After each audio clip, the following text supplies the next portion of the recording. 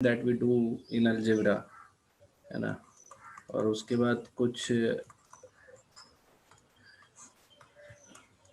And उसके बाद last में कुछ, मतलब अभी इसके बाद कुछ वो है इम्पोर्टेंट कंसेप्ट्स भी हैं थोड़े।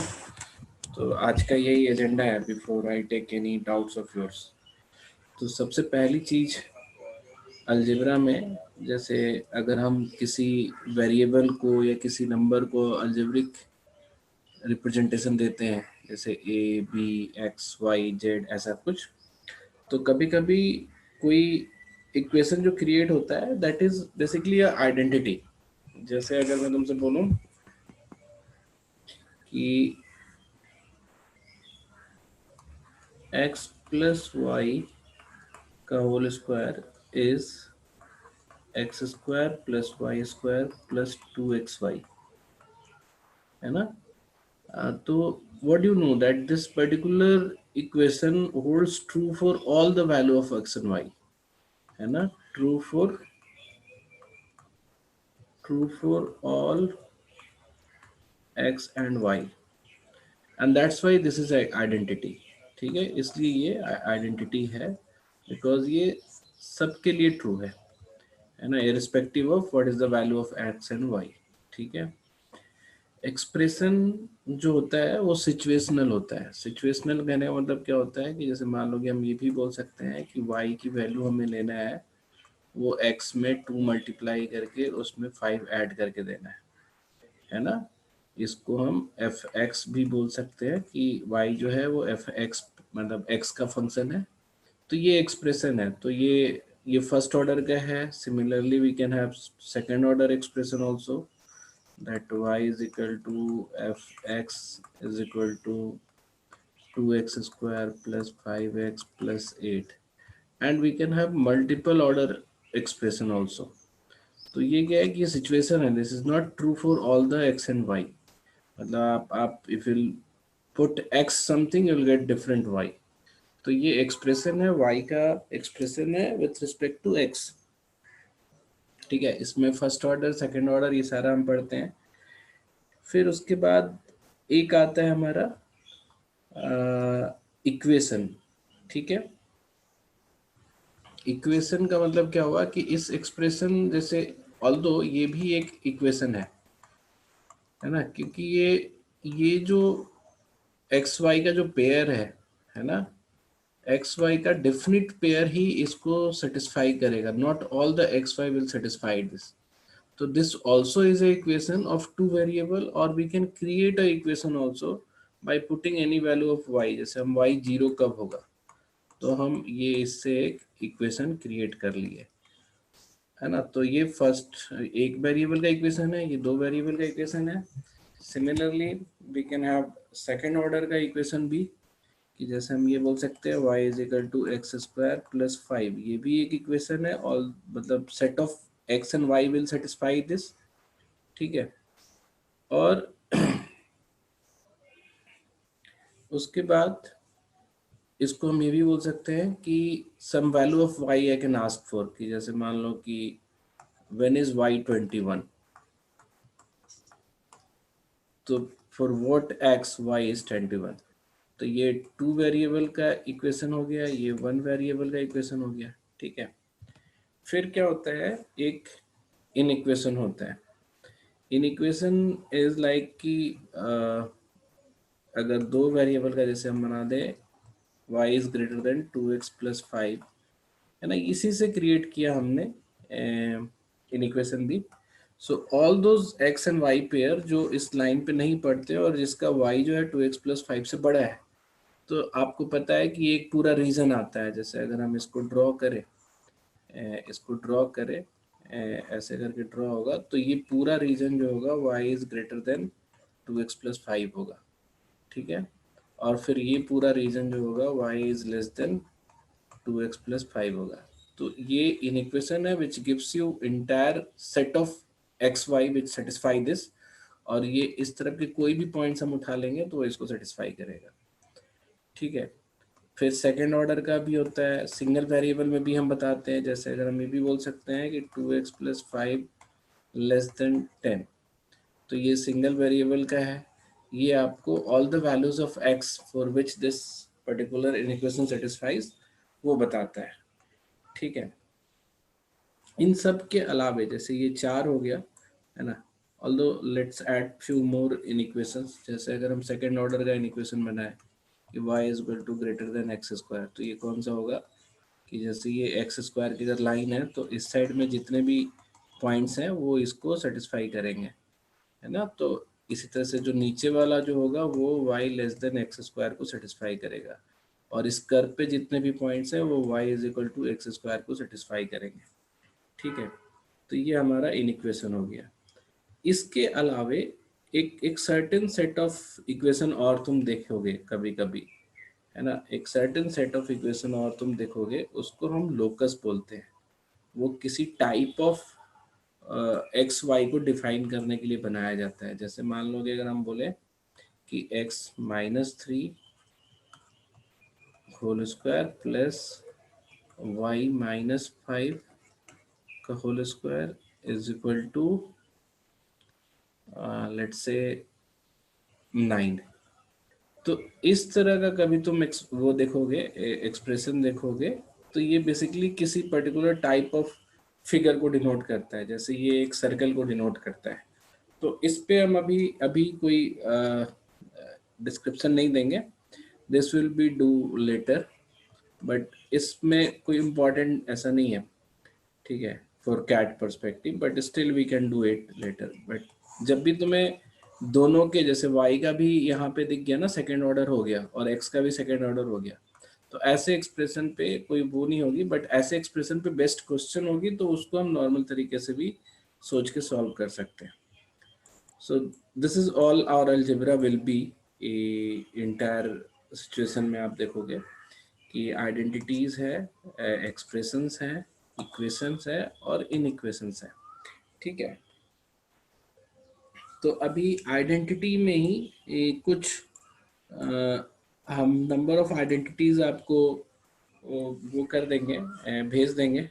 All those these all are identities, जैसे x माइनस वाई का whole square is x square plus y square minus 2xy।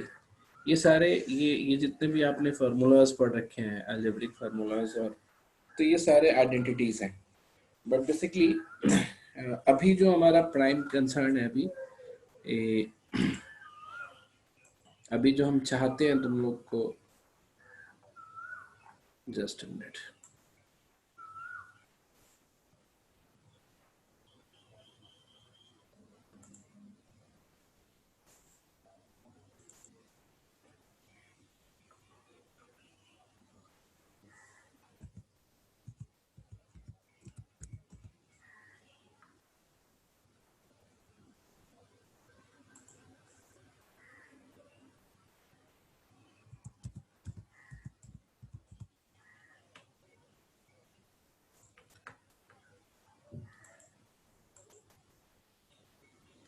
तो अभी तक सब क्लियर है ना सबको? Is everyone okay with? बोलो। एक क्विक रिवीजन टाइप से हमने कर दिया, इनसाइट दे दिया तुम्हें कि अलजेब्रा वैसा होगा। अब हम 4 फैक्टर फॉर्मूले पढ़ेंगे, and I will be doing जो आइडेंटिटी है बेसिकली।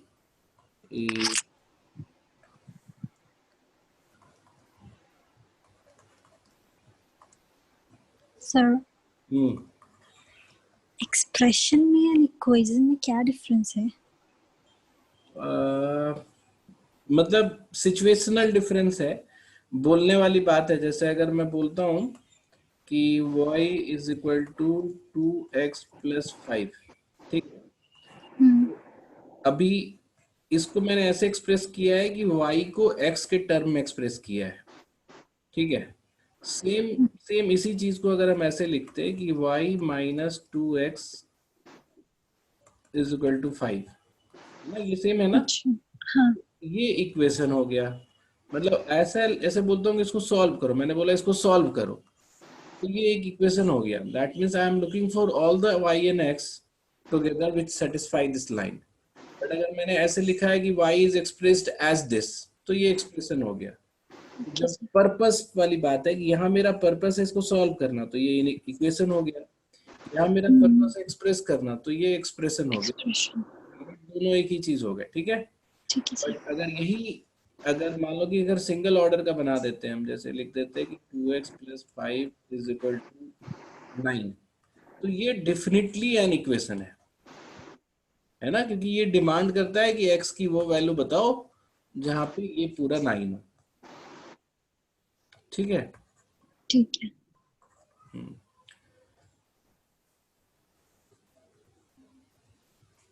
तो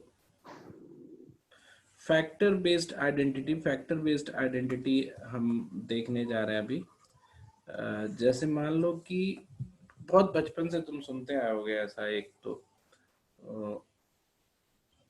चार ही इंपॉर्टेंट है। x² - y² = x+y x-y, है ना। बहुत फ्रिक्वेंटली आपने देखा होगा, इसको यूज किया होगा लाइफ में कई बार। तो ये फैक्टर बेस्ड आइडेंटिटी बोलते हैं। क्यों? क्योंकि दिस इज ट्रू फॉर, एक तो आइडेंटिटी है because it is true for all the values of x and y. ठीक है, आइडेंटिटी है क्यों? क्योंकि ये सारे एक्स एंड वाई पे वो है, ट्रू है। एंड फैक्टर बेस्ड क्यों बोल रहे हैं हम? क्योंकि इसका, अच्छा, हाउ कैन आई से कि this is true for all the values of x and y, ये पूछना चाह रहे हो, है ना।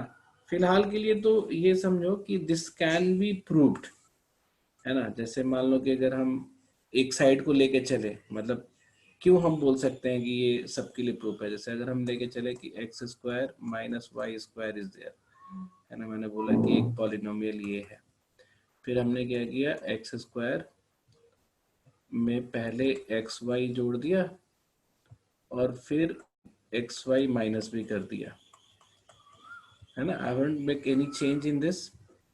फिर मैंने x कॉमन ले लिया तो x+y यहाँ से आ जाएगा तुम्हारा, और फिर -y कॉमन ले लेंगे तो x, ये सॉरी ये माइनस है, -y कॉमन ले लेंगे तो x+y फिर यहाँ से आ जाएगा। तो ये x+y फिर से कॉमन ले लो दोनों जगह से, तो ये x - y हो गया। तो आई did nothing but I converted this into this, है ना। तो इसलिए ये आइडेंटिटी है। मेरी बात समझ में आ गई? ये मेरा लेफ्ट हैंड साइड था और ये मेरा राइट हैंड साइड है। And to reach from left hand right to right hand side I did nothing, मतलब मैंने एक ऐड भी किया तो उसको सब्सट्रैक्ट कर दिया। तो I just converted the form into this, that's why it is true for all the values of x and y, है ना। जागृति, समझ में आ गया तुम्हें अब? Yes sir. So next time think again, ऐसे नहीं बोल सकती हो तुम, हाउ डू यू से तो every time if you can prove it from left hand side to right hand side equal, तो वो आइडेंटिटी की तरह हो जाता है। यही मैं अगर तुमसे बोलता है कि ये प्रूव करके दिखाओ,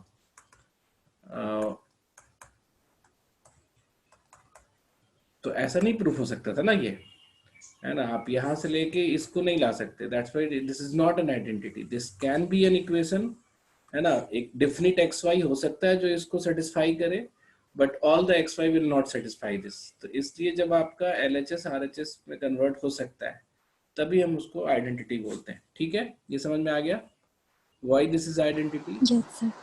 ये and why this is factor formula, because left hand side को देखोगे it's not in multiplication format, ये सब्सट्रैक्शन फॉर्मेट में है, दिख रहा है ना। बट अगर राइट हैंड साइड को हम देखेंगे तो ये मल्टीप्लीकेशन फॉर्मेट में है।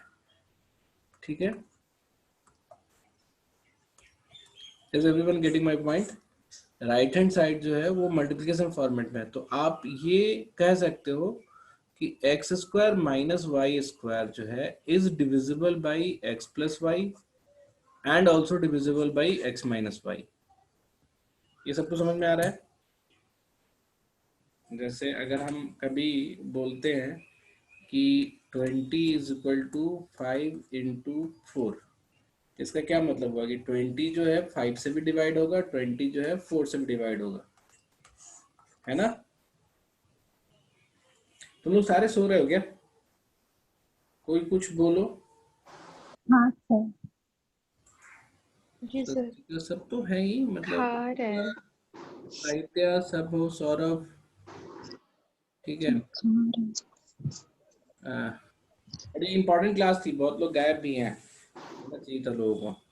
तो सो द पॉइंट इज कि जो लेफ्ट हैंड साइड है it is not in factor form या मल्टीप्लिकेशन फॉर्म, फैक्टर के रिप्रेजेंटेशन में नहीं है, बट इस ये बट राइट हैंड साइड जो है ये मल्टीप्लिकेशन फॉर्मेट है, यानी फैक्टर फॉर्म में है। तो हम ये कह सकते हैं कि x plus y is a factor of x square minus y square, और x minus y is also a factor of x square minus y square. ठीक है, ये बात समझ में आ गई। इसको हम बोलते हैं फैक्टर आइडेंटिटी। फैक्टर आइडेंटिटी, ऐसे चार आइडेंटिटी हैं जो फैक्टर आइडेंटिटी हैं। I will note it down for you. ठीक है, ये ध्यान रखना, and it will be very helpful to use this identity. कई बार डायरेक्ट यूज पे भी आता है। तो I'll write the identities, and I'll also give you some applications of those identities and generalization of those identities. तो first है हमारा यही, x square minus y square is equal to x plus y x minus y. ठीक है।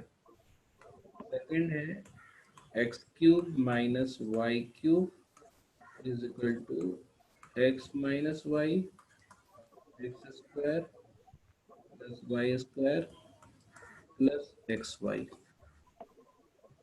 Third है x cube plus y cube, ये होता है x plus y x square plus y square minus x y. और fourth है x cube plus y cube plus z cube minus 3xyz is equal to x plus y plus z x square plus y square plus z square minus x y minus y z minus z x. ठीक है, ये चार हमारा factor वो है, factor based identity है। ये clear हो गया सबको? ये देखा था सबने, सबने देखा था, बचपन में देखा होगा सबने। देखा था तो सही। हाँ, देखा बचपन में, याद नहीं मतलब अभी देख लो, ये लेफ्ट साइड में जो भी चीजें हैं वो फैक्टर के फॉर्म में नहीं है, बट राइट साइड में जो भी चीजें हैं वो फैक्टर के फॉर्म में नहीं है। Now I tell you very interesting fact. जैसे मान लो जनरलाइज करने वाली बात कर रहा हूं मैं, जैसे फर्स्ट वाले का जनरलाइजेशन है ना, जनरलाइजेशन ऑफ फर्स्ट मैं लिख दे रहा हूँ।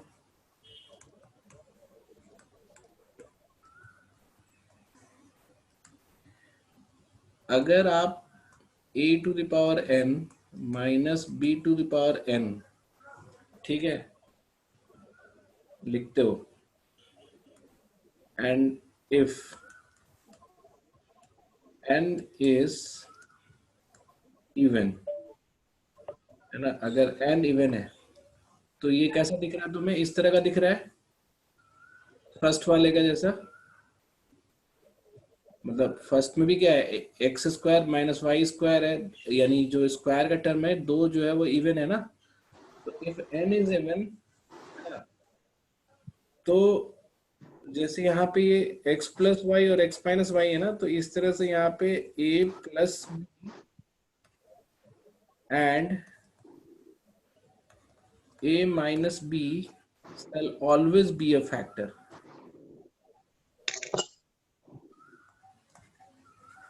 shall always be a factor of an minus bn। ये बात समझ में आ रही है सबको? ये देखा मैंने, और इसका प्रूफ अभी हम नहीं दे रहे हैं, जरूरत नहीं है, but you can understand it कि अगर ये इवन टर्म है टू और टू, अगर n इवन है तो x प्लस वाई और x minus y will always be a factor of a n minus b n. ठीक है, और जैसे इफ x n इज मतलब, ऑड, अच्छा, मतलब जैसे x रेस हुआ 6 और माइनस y रेस हुआ 6 है, तो फिर भी x plus y and x minus y है, हाँ हाँ, उसके फैक्टर्स होंगे। If n is odd, n odd है तो ये दूसरे वाले जैसा दिख रहा है, ठीक है। तो उस केस में सिर्फ a minus b shall always be a factor,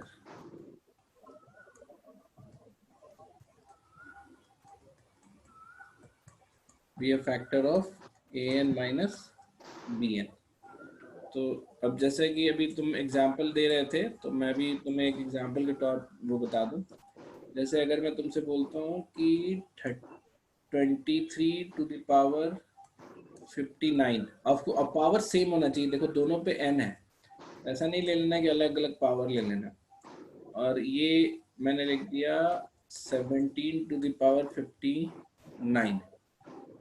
तो हमने क्या देखा यहाँ पे कि जो n पावर है वो सेम है और ऑड है, तो it will minus always get divided by 6। 23 minus 17 ये इसका फैक्टर होगा, ठीक है। और अगर मैं और किसी चीज की गारंटी नहीं है, बट ये पक्का है। और सर वो सेकेंड टर्म नहीं होगा फैक्टर? क्या नहीं होगा? वो second term x square plus y square plus x y नहीं, वाला? वो जनरलाइज नहीं होता है, ठीक है। जो सेकंड टर्म है इसकी जनरलाइजेशन नहीं करते हम, सिर्फ फर्स्ट पावर वाली जनरलाइजेशन करते हैं, ठीक है। ओके। तो अगर आपको ऐसे दिया हुआ है और यही अगर इवन होता है, जैसे मान लो 23 to the power 54 minus 17 to the power 54 है ना। तो इस केस में ये याद रख लेना, ये फॉर्मूला ये बहुत फ्रीक्वेंटली यूज होगा, कभी ना कभी अचानक से यूज हो जाता है, पता भी नहीं चलता है। 6 तो और 40 दोनों होंगे। हाँ इस केस में अगर इवन है तो फिर 6 और 40 दोनों होंगे इसके बाद। हाँ, तो 23 plus 17 which is 40 and 23 minus 17 which is 6, ये दोनों ही फैक्टर होंगे,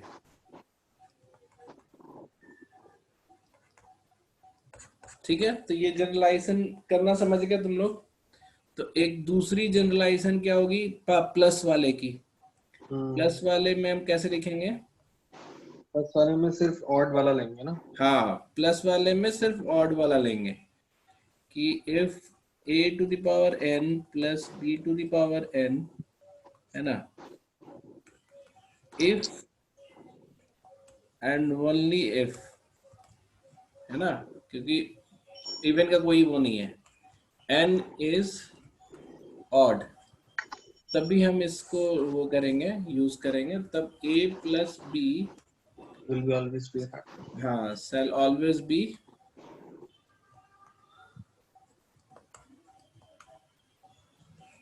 factor of an plus bn, ठीक है। तो इसको एक एक एग्जांपल ऐसे देख लो कि जैसे अगर मैं बोलता हूँ कि 27 पे पावर 59 प्लस 13 टू द पावर 59 ऐसा होता है ना। और ये पावर सेम होना चाहिए, बार बार मैं बता रहा हूँ कि पावर सेम होना चाहिए। तो ये दिस केस 40 मतलब divided by 40 will have no remainder. ऐसे भी तो हम बता सकते हैं ना, कट जाने का मतलब क्या होता है कि उससे अगर हम डिवाइड करें तो रिमाइंडर नहीं बचेगा, ठीक है। तो एक ये बोलने का तरीका हो गया, मतलब it's nothing different by other than saying कि 40 जो है इसका फैक्टर है, तो हम इसको ऐसे भी बोल सकते हैं कि 40 is when divide this is divided by 40 there will be no remainder, ठीक है। और जो थर्ड वाला है उसका कोई जनरलाइजेशन नहीं है, बट तुम देखोगे कि फ्रीक्वेंटली आस्क्ड होता है ये। अगर तुमसे कोई बहुत अचानक से पूछता है ना कि इफ somebody asks you कि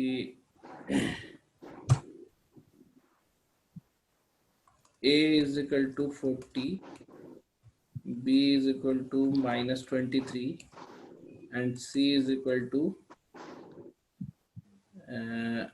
minus 17, है ना, ऐसे ऐसे मैंने दिया, इफ ऐसा दे दिया तुम्हें, then what shall be value of, what is the value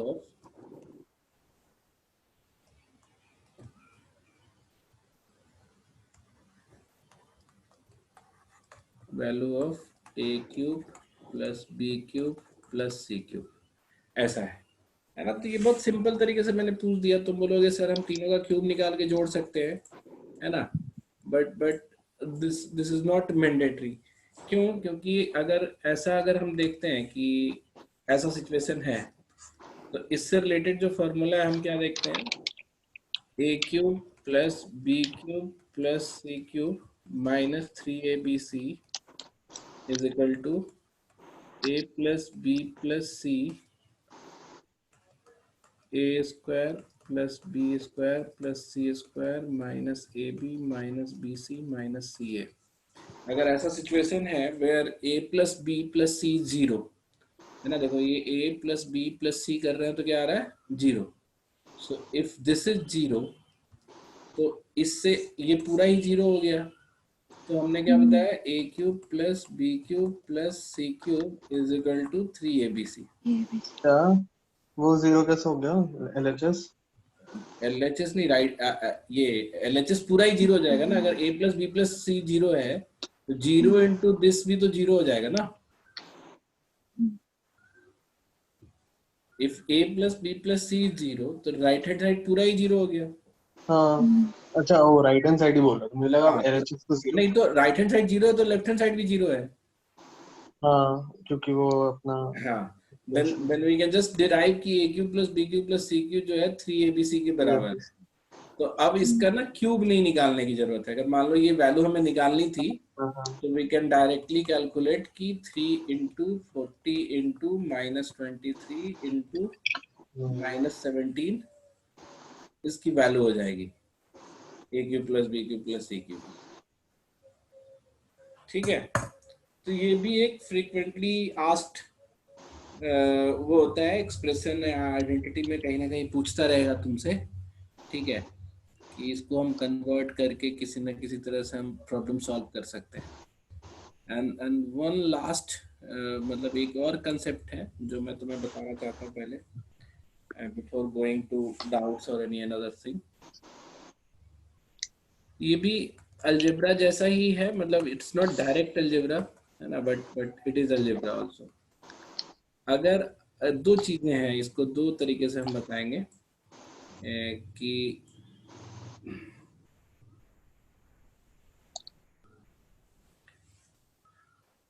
if a plus b is equal to 20, ठीक है, if a plus b जो है 20 है, ठीक है, तो then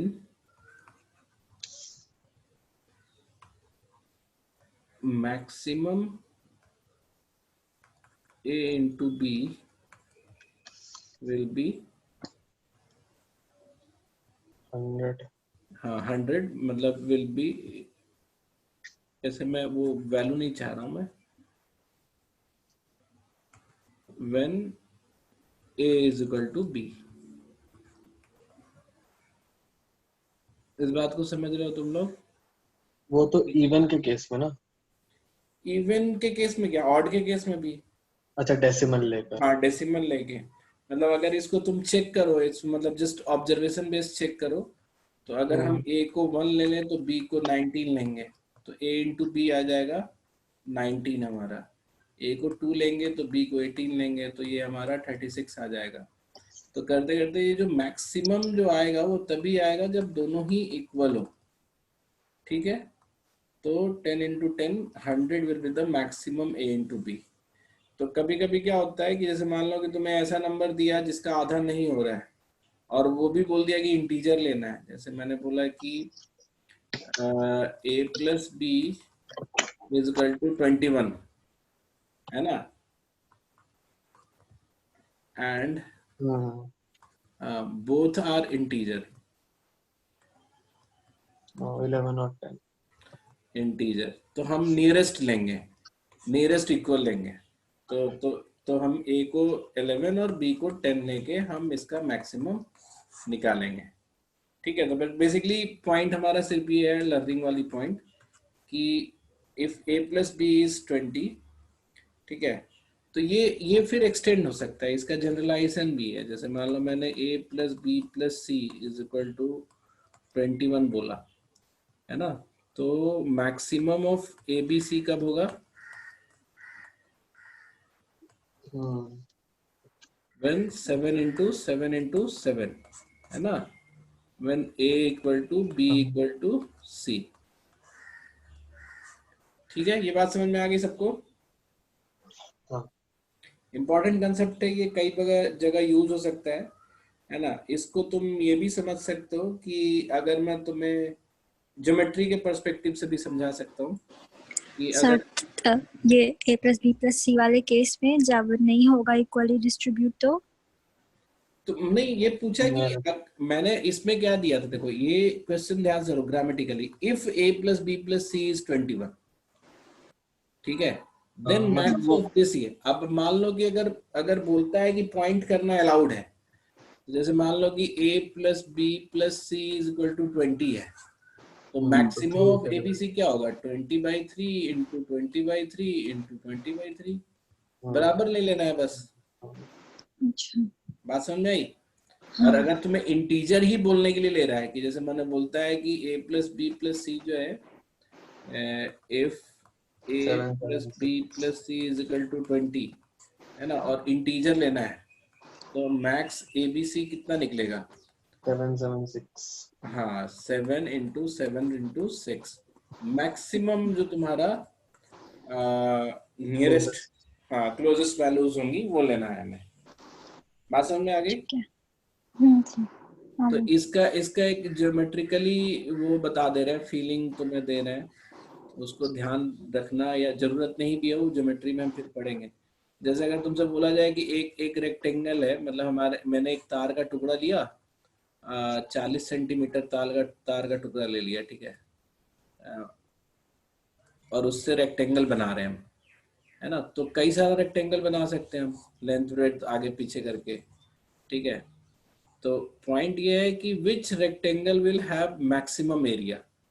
तो अगर पेरीमीटर 40 है ना, जैसे वायर लिया है तुमने 40 सेंटीमीटर का, तो पेरीमीटर 40 है, तो लेंथ और ब्रेथ इन दोनों को मिला के 20 मिलेगा, क्योंकि लेंथ और ब्रेथ भी है ना, इसको भी मिला के 20 मिलेगा, ठीक है। तो अगर पेरीमीटर 40 है,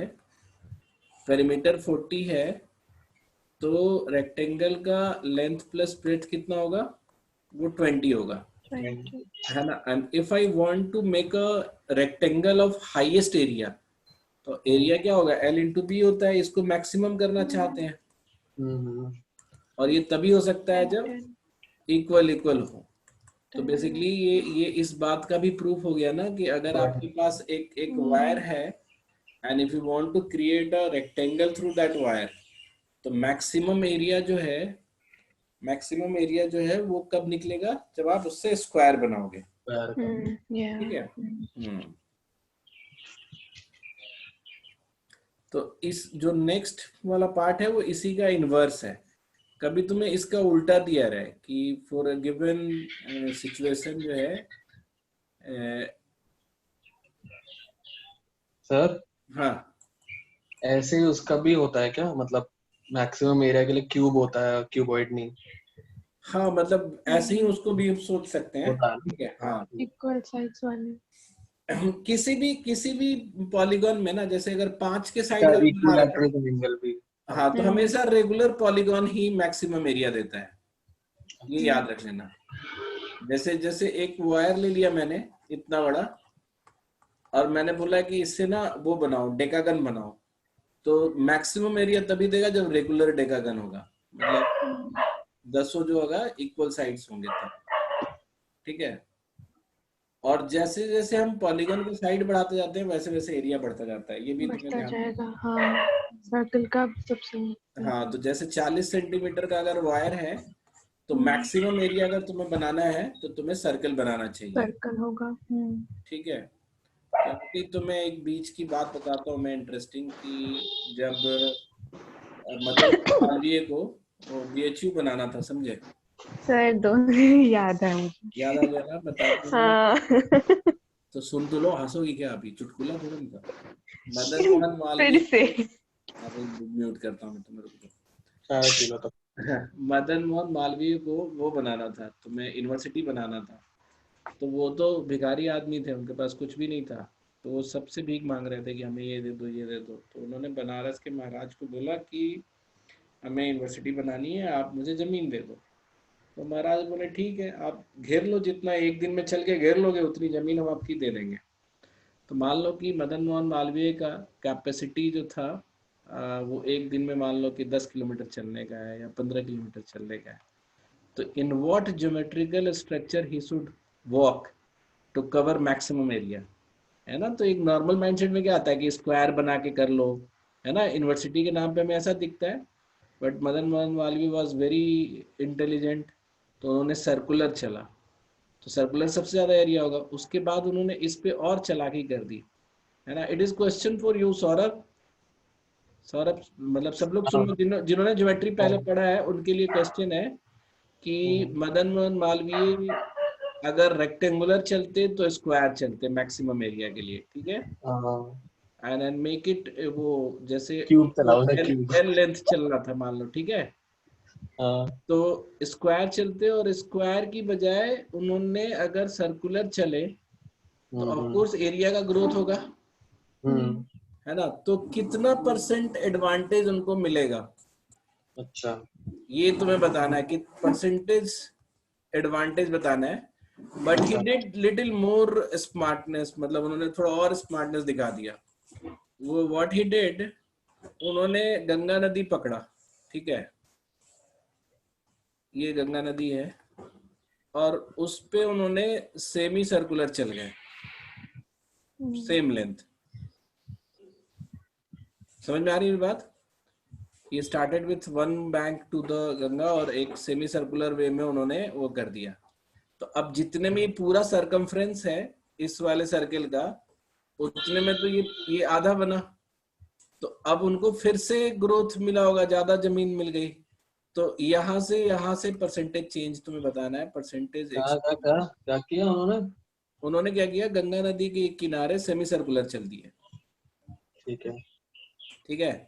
तो now you have to tell कि अगर स्क्वायर की बजाय सर्कुलर चलते तो कितना परसेंट ज्यादा एरिया कवर होता, है ना? और सर्कुलर की बजाय उन्होंने सेमी सर्कुलर चला तो फिर सर्कल से कितना ज्यादा एरिया मिला। अच्छा अच्छा। ठीक है, ये प्रॉब्लम है तुम लोग के लिए। जिन्होंने ज्योमेट्री कर रखा है वही करे, बाकी लोग ये क्वेश्चन को कहीं साइड में रख के याद कर लो, ठीक है। तो ये आगे कभी करना। तो let's go for our concept वाला पार्ट जो हम कर रहे थे। सब मुझे ये सर्कल वाला कंसेप्ट नहीं समझ आया। जाने दो ना तुम।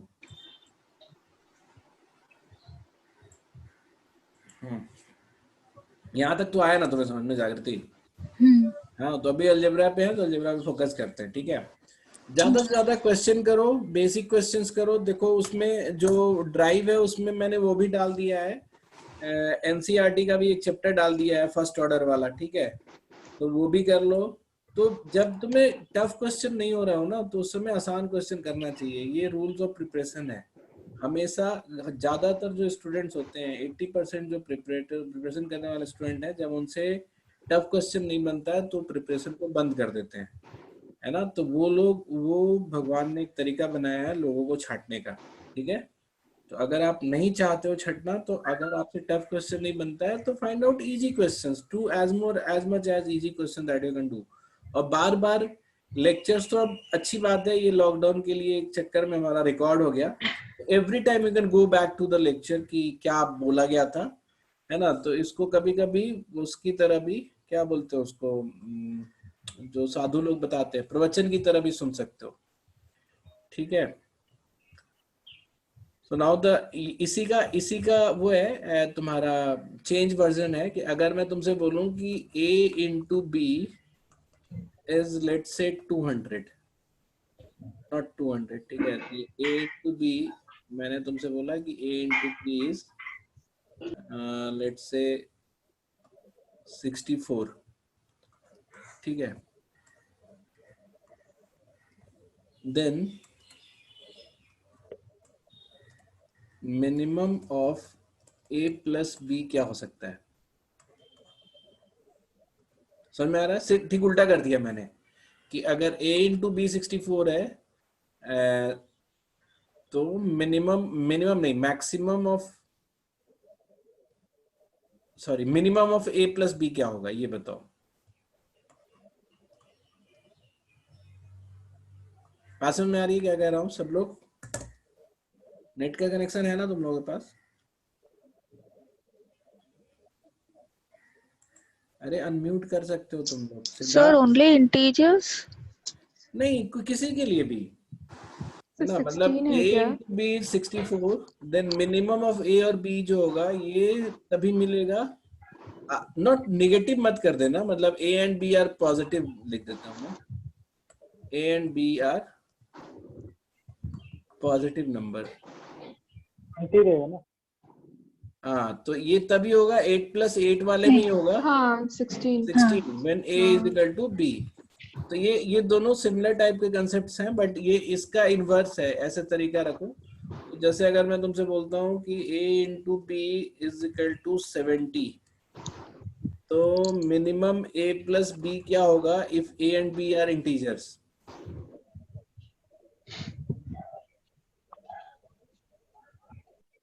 बताओ। 17 नहीं 10 7 10 प्लस हाँ 7 तो 10 बोल रही हूँ 17 17, ठीक है। ये बात सबको समझ में आ रही है? ये समझो तो ये मतलब ऐसे कंसेप्ट्स हैं ये कि कभी भी तुम्हें दिख जाएगा, तुम्हें यूज होता हुआ, ठीक है। तो आज का हमारा कंसेप्ट पार्ट ये कवर हो गया इससे, ठीक है। अब तुम लोग को नेक्स्ट जो क्लास करेंगे हम लोग उसमें मॉडुलस और लॉग करना है हमें, तो पहले मॉडुलस वाला करेंगे, ठीक है। सर ये कैसे किया आपने लास्ट वाला? मैंने a इंटू बी अगर 70 दिया हुआ है, ठीक है, तो मैंने बोला कि मिनिमम a और b दोनों इंटीजर होना चाहिए, तो क्लोजेस्ट मैंने लिया, मतलब a and b should be closest.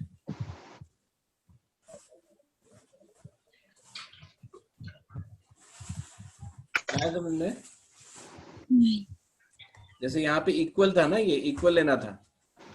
तो अगर बैरियर नहीं है, जैसे मान लो कि इंटीजर भी नहीं मांग रहा है या फिर पॉइंट्स में मांग रहा है कि पॉइंट्स में भी दे सकते हो, तो उस केस में जो मिनिमम होगा वो a प्लस बी पे आएगा, ठीक है। तो इसका एक एग्जांपल मैं तुम्हें बताता हूँ। मैं बहुत एक बार किसी कैट का भी क्वेश्चन था शायद कि देयर आर, ठीक है, एक नंबर है 6 नंबर्स है, जैसे मान लो a b c d e f, ठीक है, और 6 नंबर्स पे को मल्टीप्लाई करते हैं हम, तो n टू द पावर 6 आता है, ठीक है। While multiplying the 6 numbers is 1 to the power 6, n to the power 6। अगर आपसे पूछा जाए कि मिनिमम एवरेज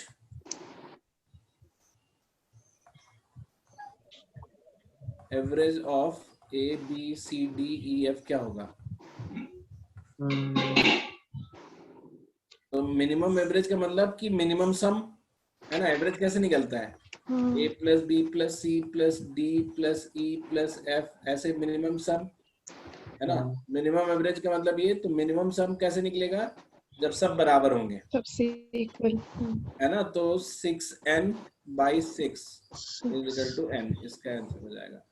तो इसी तरह से थोड़ा बहुत और ट्विस्ट किया जा सकता है इस प्रॉब्लम को बनाने में, है ना। तो तुम बेसिकली, मैं स्वस्तिका को भी उस दिन बता रहा था फोन पे, बेसिकली तुम लोग ना थोड़ा ये भी जज करने की कोशिश किया करो कि how the problem is being made, है ना। जैसे कोई भी प्रॉब्लम हम पढ़ते हैं ना, जैसे मेरा क्या होता है कि when I see the problem, कि जब मैं देखता हूँ कि कैट कैट का कोई क्वेश्चन है,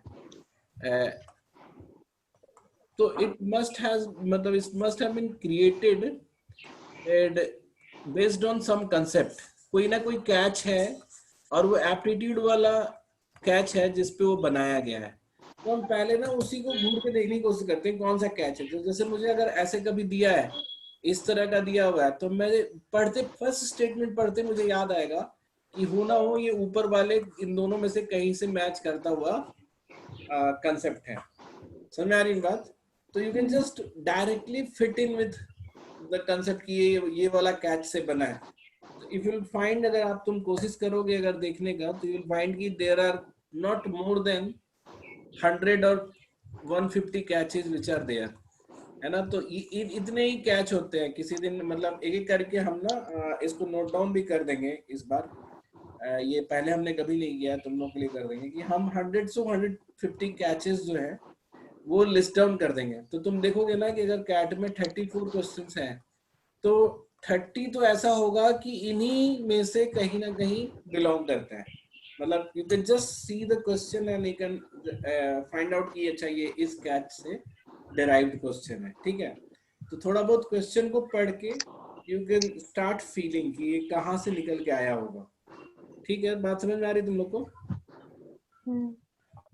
तो आगे चल के ना ये प्रैक्टिस में डालो कि ट्राई टू सी कि पूछने वाले ने कौन से कैच को पकड़ के क्रिएट किया है क्वेश्चन। ठीक है सर, हाँ आप कल मॉड्यूलस करवाओगे ना? हाँ। तो उससे पहले डोमेन करवा दो प्लीज। डोमेन तो फंक्शन का पार्ट है ना।